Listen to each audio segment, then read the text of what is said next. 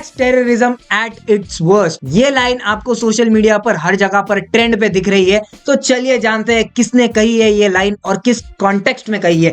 सबसे पहले मैं बता दूं, ये लाइन जिसने कही है वो है इन्फोसिस के फॉर्मर सीएफओ मोहनदास पाई। इन्होंने ये लाइन इसलिए कही थी क्योंकि इन्फोसिस को रिसेंटली 32,403 करोड़ का जीएसटी का नोटिस आया था, और कल ही जब इन्फोसिस ने ये स्टेटमेंट दिया कि उन्होंने सारे ड्यूज क्लियर कर लिए हैं, तो मोहनदास पाई ने ट्वीट कर ये लाइन लिखी थी कि tax terrorism at its worst. चलिए मैं पूरी स्टोरी बताऊंगा डिटेल में कि क्यों नोटिस आया था और ये नोटिस के क्या मायने हैं, क्या इन्फोसिस ने सच में 32,403 करोड़ रुपए जीएसटी डिपार्टमेंट को भरे या फिर जीएसटी डिपार्टमेंट की इस बार हार हुई है। तो चलिए शुरू करते हैं पूरी डिटेल कहानी।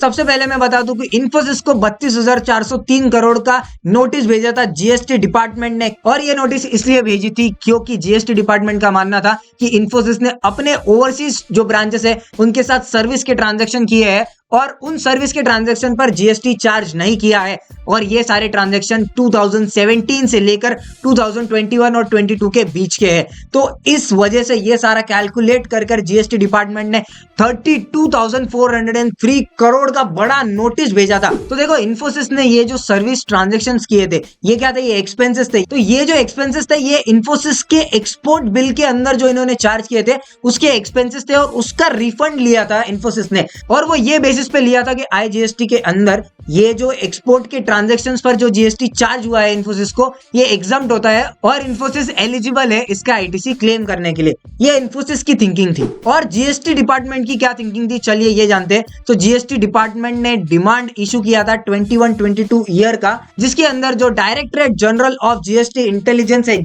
DGII, इन्होंने जीएसटी का डिमांड नोटिस जनरेट किया था, ये बेसिस पर कि वो सारे ट्रांजैक्शन पर आईजीएसटी लगता है और इन्फोसिस ने आईजीएसटी नहीं भरा है। वो सारे ट्रांजैक्शन पर इन्फोसिस को आरसीएम मैकेनिज्म पर आईजीएसटी पे करना पड़ता है। आरसीएम मैकेनिज्म मतलब क्या? जैसे नॉर्मली जो जीएसटी के ट्रांजैक्शन होते हैं उधर सप्लायर जीएसटी पे करता है, लेकिन आरसीएम में कुछ स्पेशल ट्रांजैक्शन ऐसे आते हैं जहां जो रेसिपिएंट ऑफ द सर्विस है, जो ये वाले केस में इन्फोसिस की इंडिया की ब्रांच थी, वो लोग जीएसटी भरने वाले थे, ऐसा जीएसटी डिपार्टमेंट का मानना था। इस वजह से उन्होंने 32,403 करोड़ का डिमांड नोटिस जनरेट कर दिया। और मैं आपको बताना चाहूंगी कि 32,403 करोड़ रुपए इन्फोसिस के लिए कितनी बड़ी अमाउंट थी। इन्फोसिस का जो एनुअल प्रॉफिट था वो अराउंड 32,403 करोड़ का है, और इन्फोसिस का क्वार्टरली टर्नओवर देखा जाए तो 32,403 करोड़ 90% हो जाता है उनके क्वार्टरली टर्नओवर का। मतलब अगर इन्फोसिस को ये पेमेंट करना पड़े जाए तो इन्फोसिस की पूरी कंपनी की बुनियाद हिल जाएंगी,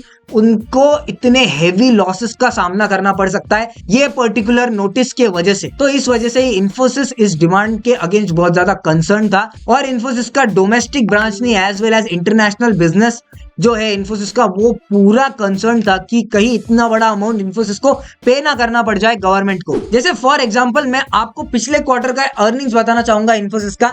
तो पिछले क्वार्टर में इन्फोसिस का अर्निंग हुआ था वो 6,368 करोड़ रुपीस का हुआ था, यानी कि आप देख पा रहे होंगे 1/4 ही है वो इतने बड़े डिमांड नोटिस का। और जो कंसोलिडेट रेवेन्यू हुआ था वो 39,315 करोड़ रुपीस हुआ था, और आपको डिमांड नोटिस याद होगा 32,000 करोड़ के आसपास था, यानी कितना क्लोज है उनके क्वार्टरली रेवेन्यू का। आप देख पा रहे होंगे कि कितना बड़ा अमाउंट है इन्फोसिस के लिए। लेकिन अच्छी बात यह है कि गवर्नमेंट ने ये केस के अगेंस्ट एक क्लैरिफिकेशन इशू किया है, और ये क्लैरिफिकेशन आज नहीं 26 जून को इशू किया था 2024 को, जहां बताया गया था कि जो ओवरसीज ब्रांचेस के साथ इंडियन एंटिटी ट्रांजैक्शन कर रही है उन पर कोई भी जीएसटी नहीं आने वाला है। ये पूरी जीएसटी काउंसिल ने डिसाइड किया था। तो अब आप सोच रहे होंगे कि यार ये 26 जून की न्यूज है, आज क्यों बता रहे हो? क्योंकि इन्फोसिस का कल 31 जुलाई 2024 को एक ऑफिशियल रिस्पॉन्स आया था, जिसके अंदर उन्होंने बताया था कि उनकी अब सारी जीएसटी की लायबिलिटी और ड्यूज सेटल कर दिए गए हैं, और इन्फोसिस का लीगल और स्टैट्यूटरी डिपार्टमेंट यही बोल रहा था कि ये सारा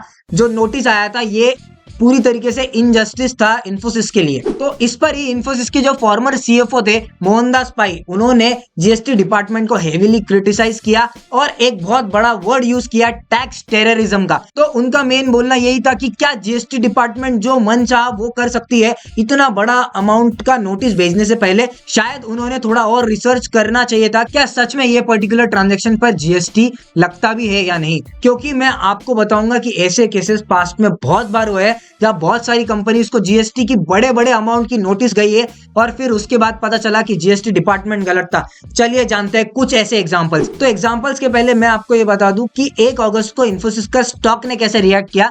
ये न्यूज इन्फोसिस के लिए थोड़ा अच्छा था, लेकिन इस वजह से इन्फोसिस का थोड़ा ब्रांड इमेज खराब होने वाला था। इस वजह से स्टॉक 1.1% डाउन था और इस वजह से इन्फोसिस के जो इन्वेस्टर्स थे उनको थोड़ा नुकसान भी उठाना पड़ा है। तो चलिए अब एग्जांपल्स बताता हूं, ऐसे एग्जांपल्स जहां जीएसटी डिपार्टमेंट ने बहुत बड़ी बड़ी नोटिसेस भेजी है और बाद में पता चला है कि जीएसटी डिपार्टमेंट गलत था। सबसे पहला एग्जांपल लेता हूं टीसीएस का। 2021 के अंदर टीसीएस को 6000 करोड़ का नोटिस भेजा था जीएसटी डिपार्टमेंट ने। किसके रिलेटेड? अपने सॉफ्टवेयर सर्विसेज को जो उन्होंने एक्सपोर्ट किया था उस पर उन्होंने जीएसटी नहीं लगाया था, इस वजह से उन्होंने भेजा था। लेकिन फिर बाद में जब टीसीएस ने केस लड़ा तब ऐसा प्रूफ किया गया कि सॉफ्टवेयर की एक्सपोर्ट सर्विसेज तो जीरो रेटेड सप्लाई के अंदर आती है, यानी इस पर कोई भी जीएसटी नहीं लगता और तब जीएसटी डिपार्टमेंट को हारना पड़ा था। लेकिन उस वजह से जो टीसीएस का ब्रांड इमेज खराब हुआ था उसका क्या।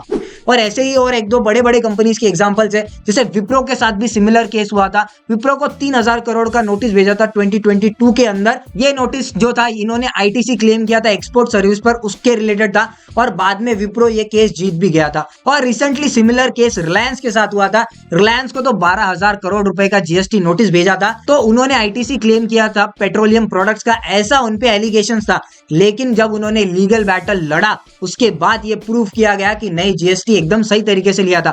तो आपको क्या लगता है कि क्या जीएसटी डिपार्टमेंट की ये जो नेग्लिजेंस है इसकी वजह से बिजनेसेस की जो ब्रांड इमेज खराब हो रही है उस पर गवर्नमेंट को कुछ करना चाहिए या नहीं? और जैसे मोहनदास पाई का कहना था कि ये सारे चीजों की वजह से डोमेस्टिक इन्वेस्टमेंट्स और फॉरेन इन्वेस्टमेंट्स पर बहुत ज्यादा असर पड़ता है, तो क्या जीएसटी डिपार्टमेंट को थोड़ा कॉशियस होना चाहिए अगली बार नोटिस निकालने से पहले? आपका व्यू जरूर बताना कमेंट सेक्शन के अंदर। और क्या आप इस वर्ड टैक्स टेररिज्म को सपोर्ट करते हैं या फिर इसके अपोज में है कि इतना बड़ा वर्ड नहीं बोलना चाहिए था, या आपको भी लगता है कि टैक्स टेररिज्म हो रहा है यानी जीएसटी डिपार्टमेंट दादागिरी कर रहा है इन शॉर्ट और मन चाहे नोटिसेस भेज रहा है? तो चलिए आज के लिए इतना ही। ऐसी ही फाइनेंशियल अपडेट्स के लिए आप फॉलो कर सकते हैं इस चैनल को, सब्सक्राइब करना मत भूलिए और फ्यूचर में आपसे कहीं इतनी इंपॉर्टेंट इंफॉर्मेशन मिस ना हो जाए इसलिए नोटिफिकेशन जरूर ऑन करके रखिए। मिलते हैं नेक्स्ट वीडियो के अंदर, तब तक के लिए जय हिंद।